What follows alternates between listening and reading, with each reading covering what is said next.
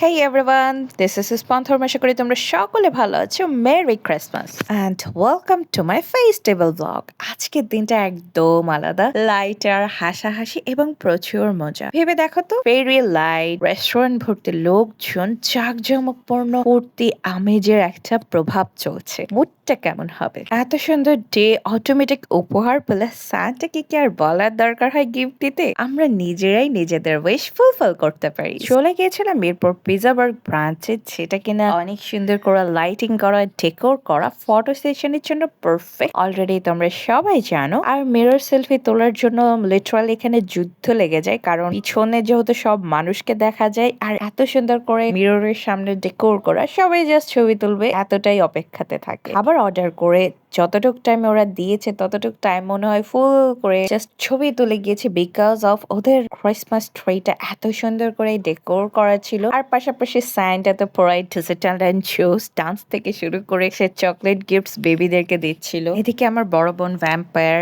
রিয়া আপু, সাইশান সবাই খুব মজা করছিল আর প্রতিটা বাচ্চারা মিলে এত সুন্দর করে খেলা করছিল। এই ফাঁকে আমাদের খাবার চলে আসে আর ওদের পিৎজা নতুন করে রিভিউ দেওয়ার কিছু নাই, দ্যাট ওয়াজ জাস্ট অসাম। বরাবরই চিকেন লোডেড থাকে অ্যান্ড টপিং দেওয়া থাকে আর উইদিন রিজনেবল প্রাইসের মধ্যে খুব ভালো ওরা খাবারটা সার্ভ করে। এই জন্য আমার কাছে ওদের এর সাথে খাবারের কোয়ালিটি মিলিয়ে ভালো লাগে, যে একদম পারফেক্ট কম্বো, উইথাউট কোনো ধরনের কোনো হেজিটেশন ছাড়া যাওয়া যায়, যেখানে আমি খাবার ভালো পাবো আর লাইটিং তো পাবোই, সেই সাথে অনেক ছবি ভিডিওস হয়ে যাবে। আজকে এতটুকু, আবারও দেখা হবে নতুন কোনো ভিডিওতে। টাটা।